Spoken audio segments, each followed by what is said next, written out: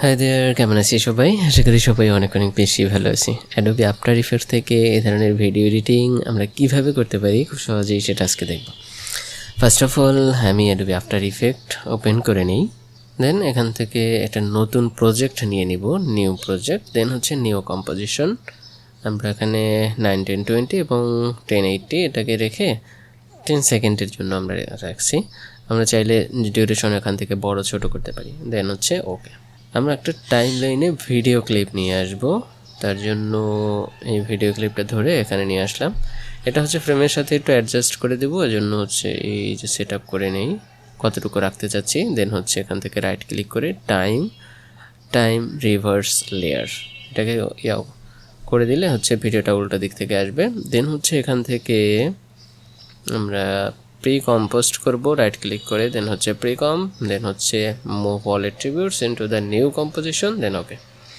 দেন এখান থেকে যাব ট্র্যাক ক্যামেরা, আর এটা হচ্ছে ট্র্যাকিং পয়েন্টগুলো হাইলাইট হবে। দেন হচ্ছে আমরা এখান থেকে টেক্সট বা আদার্স যে বিষয়গুলো আছে সেগুলো এখান থেকে ব্যবহার করব। ওকে, তো এটা হতে একটু সময় লাগবে, আমি একটু ফাস্ট ফরওয়ার্ড করে দিচ্ছি।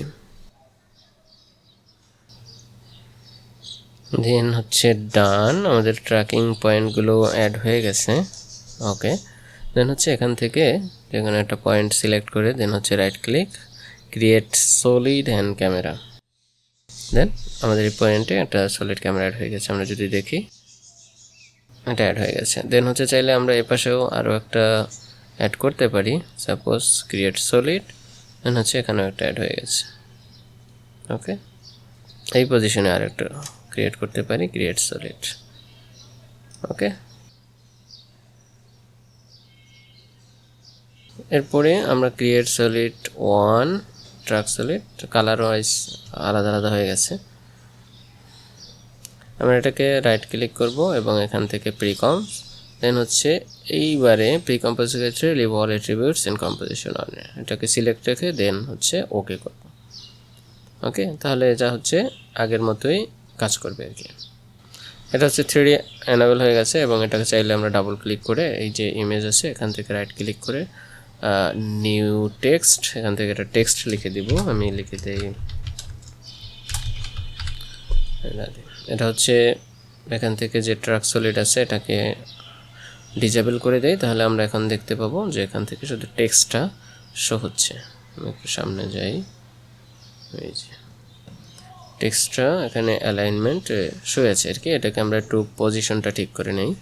দেন হচ্ছে ট্রান্সফর্ম এক্সপ্যান্ড করলে দেন হচ্ছে এখান থেকে পজিশনটা ঠিক করতে পারি, অথবা আমরা চাইলে এখান থেকে সিলেকশন টুল দিয়ে ওয়াই এবং জেড হরিজন্টাল যেটা আছে এটাকে ধরে আমরা এভাবে রোটেট করতে পারি। ওকে, দেন হচ্ছে এটার এক্স ওয়াই জেড এই পজিশনটা ধরে এভাবে সরাই ইয়ে করতে পারি। দেন হচ্ছে দেখবো যে আমাদের টেক্সটটা কিন্তু এখানে বসে গেছে। এটাকে চাইলে যদি একটু বড় করতে চাই তাহলে স্কেল আপ করতে পারি, এখান থেকে স্কেল আপ, পজিশনটা এখান থেকে ডানে বামে অথবা উপরে নিচে এটা নিয়ে নিতে পারি। দেন এখান থেকে যে জিওমেট্রি অপশন, এটা রেন্ডার সেটিংয়ে চেঞ্জ করতে হয়, তাহলে এটাকে 3D ভাইব দেওয়া যায়। এখানে এই যে চেঞ্জ রেন্ডার সেটিং দিয়ে ক্লাসিক 4D এটা যদি দেই তাহলে ওকে করি। ওকে, একটু সময় নেবে, ক্লাসিক 4D, তাহলে এটাকে 3D ভাইব দেওয়া যাবে। যেমন জিওমেট্রি অপশন চালু হয়ে গেছে, এখান থেকে এটাকে এক্সপ্যান্ড করে আমাদের এই যে ম্যাটেরিয়াল অপশন, জিওমেট্রি ম্যাটেরিয়াল থেকে আমরা এটাকে এক্সপ্যান্ড করে 3Dতে ভাব দিতে পারি। ওকে, আমি আপাতত এটাকে এভাবেই রাখছি। দেন যদি আর একটু এই পাশে যাই তাহলে ট্র্যাক অপশন, এই ট্র্যাক অপশন এখান থেকে এটাকে আবারও রাইট ক্লিক করে প্রি কম্পোস্ট, দেন হচ্ছে লিভ অল অ্যাট্রিবিউট এটা সিলেক্ট রেখে দেন হচ্ছে ওকে। দেন এটাকেও আমরা একটু ডাবল ক্লিক করে নতুন ট্যাবে ওপেন করে নিই। এখান থেকে একটা রাইট ক্লিক করে নিউ টেক্সটে নিয়ে নিই, অথবা চাইলে আমরা যে কোনো ইমেজও ব্যবহার করতে পারি। দেন হচ্ছে টেক্সট, দেন হচ্ছে সলিড ট্র্যাকটাকে এটা ডিজেবল করে দেই। এখন দেখবো যে এখানে আমাদের এটা টেক্সটটা বসে গেছে। এটাকেও চাইলে আমরা এক্সপ্যান্ড করে ট্রান্সফর্ম, দেন হচ্ছে পজিশনটাকে এক্স ওয়াই জেড রোটেট করতে পারি। আরটাকে কন্ট্রোল করে আমরা ম্যানুয়ালি এখান থেকে করতে পারি। ওকে, স্কেল আপ করতে পারি, পজিশন এখান থেকে সেট করে দেওয়া যাবে লেফট রাইট, যদি দূরে নিতে চাই তাহলে দূরে নিতে পারি। একইভাবে রোটেট করার জন্য এখানে ম্যানুয়ালি করতে পারি, অথবা এখান থেকে ধরে আমরা করতে পারি, সিলেকশন টুল সিলেক্ট করে দেন হচ্ছে অ্যালাইনমেন্টগুলো এটা ঠিক করতে পারি। চাইলে এটার কালারটাকে চেক করার জন্য এখান থেকে এটাকে সিলেক্ট করে কালার, দেন হচ্ছে যখন একটা কালারাইজেশন করা যাবে। এখন যদি আমরা এটা দেখি তাহলে দেখবো যে আমাদের টেক্সট কিন্তু সার্টেন পয়েন্টে অ্যাড হয়ে গেছে। এটাকেও একটু মিনিমাইজ করে নিই, দেন হচ্ছে বাকি যে ট্র্যাক সলিড আছে এটাকেও আমরা অ্যাড করে নিই কিছু একটা। এটাকে রাইট ক্লিক করে এটাকেও প্রিকম্পোজ করে দেন হচ্ছে লিভ অল অ্যাট্রিবিউটস। এটা যদি এটা মুভ অল অ্যাট্রিবিউটসে দেয় তাহলে কিন্তু এটা আসলে আমাদের মুভমেন্ট হবে না। আমরা যদি দেখি যে মুভ অল অ্যাট্রিবিউটসে দিলে এটা উধাও হয়ে গেছে, নাই আর কি এমন। সুতরাং কন্ট্রোল জেড প্রেস করে ব্যাকে যাচ্ছি, এটা দিতে হবে প্রিকম্পোজ লিভ অল অ্যাট্রিবিউটস। ওকে, দেন এখানে ডাবল ক্লিক করি এবং নতুন ট্যাবে ওপেন হবে। এখান থেকে সিলেকশন টুল, আমি একটা ইমেজ সেট করে দিব, তার জন্য একটা ইমেজ নিয়ে আসি, জেপিজি অথবা পিএনজি আমরা ব্যবহার করতে পারি। আমি জেপিজিটা নিয়ে আসি, এখান থেকে সরাসরি এখানে ইম্পোর্ট করে দিই, তাহলে এটা ইম্পোর্ট হয়ে যাবে। সলিডটাকে অ্যাড করে দিই, এটাকে একটু অ্যাডজাস্ট করে বড় করতে পারি চাইলে। দেন হচ্ছে কম্পোজিশনে চলে যাই, তাহলে দেখবো যে আমাদের এখানে এটা হয়ে গেছে। এখানেও চাইলে ম্যানুয়ালি অথবা আমরা এটাকে ধরে পয়েন্টগুলো থেকে রোটেট করে নিতে পারি। আমরা জেপিজি ইমেজটাকে, আচ্ছা আমরা এখানে পিএনজি ইমেজ নেই, তাহলে এই সাদা অংশটা চলে যাবে। ট্র্যাকের পয়েন্টে গিয়ে ইমেজটাকে ডিলিট করে দিই অথবা ডিজেবল করে দিতে পারি। দেন হচ্ছে জেপিজি ইমেজের পরিবর্তে এটা পিএনজি ইমেজ নেই। দেন হচ্ছে এটাকে একটু বড় করে ফ্রেমের সাথে অ্যাডজাস্ট করে দিই। দেন হচ্ছে কম্পোজিশনে যাই, এই যে এটা বসে গেছে। দেন এটা ম্যানুয়ালি ধরে XYZ এটাকেও নিয়ে আসতে পারি, অথবা এখান থেকে এক্সপ্যান্ড করে ট্রান্সফর্ম, দেন হচ্ছে পজিশনটাকে একটু সরাই দিই। আমরা যদি একটু প্রিভিউ দেখি তাহলে এ ধরনের সুন্দর একটা এফেক্ট কিন্তু আমরা দেখতে পাবো। আপনারা চাইলে এই পজিশনগুলো আপনাদের মতো করে অ্যাডজাস্ট করে নেবেন, তাহলে আর ঝামেলা হবে না। ওকে, তো এখন চাইলে আমরা এই টেক্সট অথবা এই লোগো এগুলোকে কিন্তু 3D আকারে আমরা ভাইব দিতে পারি। 3D কীভাবে দিতে হয় সে বিষয়ে আমার প্রিভিয়াস ভিডিও আছে, আপনারা চাইলে সেখান থেকে দেখে আসতে পারবেন যে কীভাবে আমরা 3Dতে কনভার্ট করি একটা টেক্সটকে। কেমন, আমি যদি প্রিভিয়াস ভিডিওতে যাই, এই যে টেক্সট 3D কীভাবে করতে হয় এ নিয়ে বিস্তারিত আমরা আলোচনা করা আছে। ওকে, এখান থেকে এই যে ফটোশপে বা আদার্স অনেকগুলো আছে, আপনারা চাইলে সেগুলো দেখতে পারেন। টেক্সটের অনেকগুলো ইফেক্টও এখানে আছে। ওকে, দেন এখান থেকে যে প্রজেক্টে যাব, প্রজেক্টে গিয়ে রাইট ক্লিক করব, নিউ কম্পোজিশন, দেন হচ্ছে কম্পোজিশন 2 সেটিং থাকুক। এখান থেকে আমরা এটাকে অনেক বড় দিব, লেন্থ অনেক বেশি থাকবে 8000 এবং হাইট দিয়ে দেই 400। ওকে, দেন নতুন একটা কম্পোজিশন হয়ে গেছে, কম্পোজিশন 2। দেন হচ্ছে আমরা এখান থেকে স্ক্রিনশট নিয়ে আসবো টাইম লাইনের, আমি যে কাজ করেছি সেই টাইম লাইনের স্ক্রিনশট এখান থেকে নিয়ে আসবো। এই যে চলে আসছে, এটাকে একটু ফ্রেমের সাথে অ্যাড করে দিই, অ্যাডজাস্ট, গুড। দেন হচ্ছে এটাকে Ctrl+C প্রেস করবো এবং Ctrl+V প্রেস করে অনেকগুলো কপি করে নেব। আমরা এই যে এটাকে সিলেক্ট করে Ctrl+C Ctrl+V অনেকগুলো কপি করে নিলাম এবং এগুলোকে টাইম লাইনে সাজাই দেব পরপর। এখান থেকে এইদিকে নিয়ে যাই,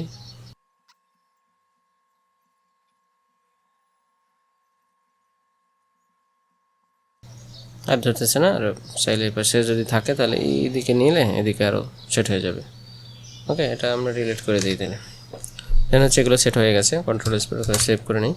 দেন হচ্ছে আমরা যদি কম্পোজিশন 1-এ যাই তাহলে এখানে আমরা কম্পোজিশন 2 যেটা আছে এইমাত্র যেটা ক্রিয়েট করেছি সেই কম্পোজিশন 2টাকে সেটিংয়ে নিয়ে আসবো, এটা উপরে সাজিয়ে দিই। দেন হচ্ছে এটাকে 3D এনাবেল করে দিই এবং এটাকে রোটেট করে নেব, এক্সপ্যান্ড করি, ট্রান্সফর্ম, দেন হচ্ছে এখান থেকে পজিশন এবং রোটেশন দুইটাকে, পজিশন এখান থেকে পজিশন নিচের দিকে নিয়ে যাই, রোটেট করি,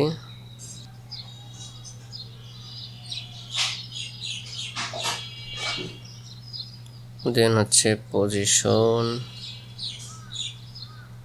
দেন হচ্ছে এটাকে আমরা একটু অ্যানিমেট করব। প্রথমে এটাকে ফেড আউট করব, এক্সপ্যান্ড, দেন হচ্ছে অপাসিটি, এখান থেকে একটা কি ফ্রেম অ্যাড করে এটাকে 0 করে দেই, দেন হচ্ছে একটু পরে এটাকে 100 করে দিই। তাহলে আস্তে আস্তে এটা ফেড ইন ফেড আউট হবে। আমরা যদি প্রিভিউ দেখি, ওকে, পারফেক্টভাবে এখানে অ্যাড হয়ে গেছে, তাই না? একইভাবে এই কি ফ্রেমগুলো আমরা এখান থেকে অ্যাড করে নিই সুবিধার জন্য, যাতে এটা এদিক ওদিকে না যায় আর কি।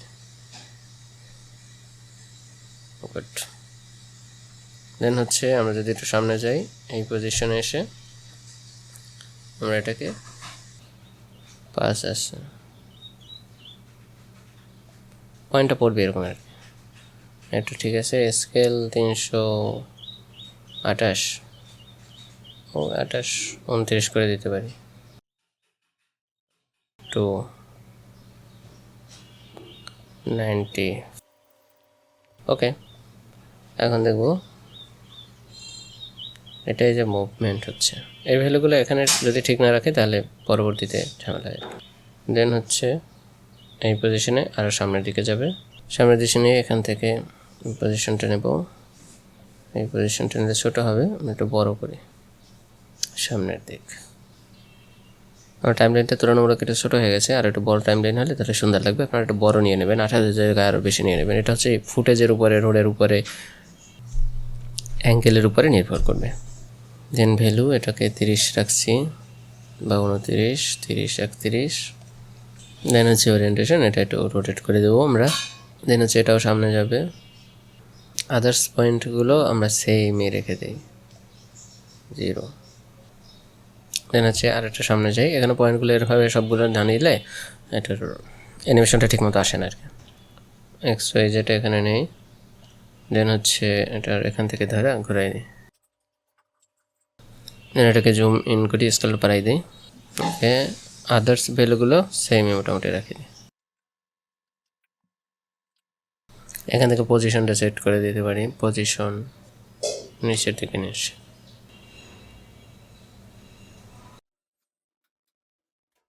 আমরা যদি এখানে একটু প্রিভিউ দেখি, আই থিঙ্ক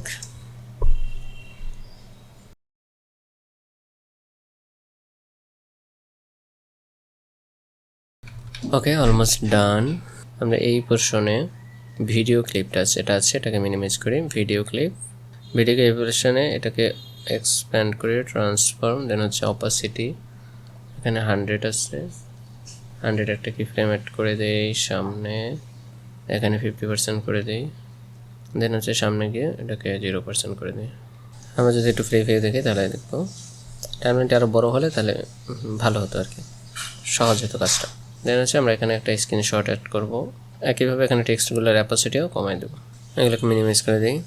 এখানে একটা স্ক্রিনশট ব্যবহার করবো টাইমলাইনে, তার জন্য একটা স্ক্রিনশট নিয়ে আসি, এই স্ক্রিনশটটা ব্যবহার করবো, এটাকে টাইমলাইন কম্পোজিশন 2, এইবার এটাকে ফিট করে দিই, এক্সপ্যান্ড করি, 3D ওপেন করি, পুরো ফ্রেমের সাথে অ্যাডজাস্ট করে নিই। দেন হচ্ছে কম্পোজিশনের কি ফ্রেম অনুযায়ী আমরা এটাকে কি ফ্রেম দিয়ে দেবো। এই পজিশনে সবগুলো কি ফ্রেম অ্যাড করে দিই, এই পজিশনেও কি ফ্রেম একই থাকবে, 32। সবগুলো কি ফ্রেমই একই রাখি, পরে যদি চেঞ্জ করতে হয় আমরা এখান থেকে চেঞ্জ করে দেব। স্ক্রিনশটটাকে কম্পোজিশনের নিচে নিয়ে আসি, এই পজিশনে এটাকে এটার সাথে অ্যাডজাস্ট করব, এক্সপ্যান্ড, স্কেল আপ, ছোট করব, পজিশন এখান থেকে রোটেট করব।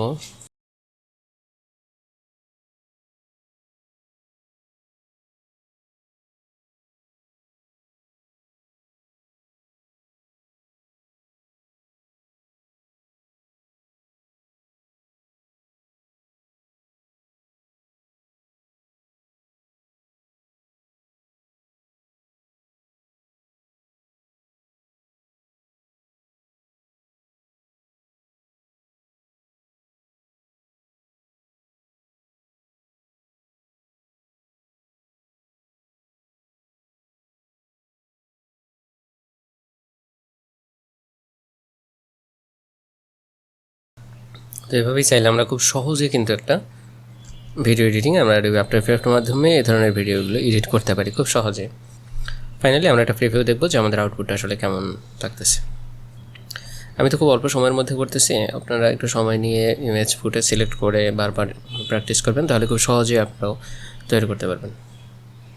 তো আমরা চাইলে খুব সহজেই এ ধরনের অ্যাডোবি আফটার ইফেক্টের মাধ্যমে খুব সুন্দর ভিডিও এডিটিং করে আমাদের ভিডিওতে অ্যাড করতে পারি, অথবা যে কোনো একটা প্রজেক্টে আমরা এই ধরনের ভিডিও ক্লিপটাকে আমরা ভিডিওর পারপাস অনুযায়ী ব্যবহার করতে পারি।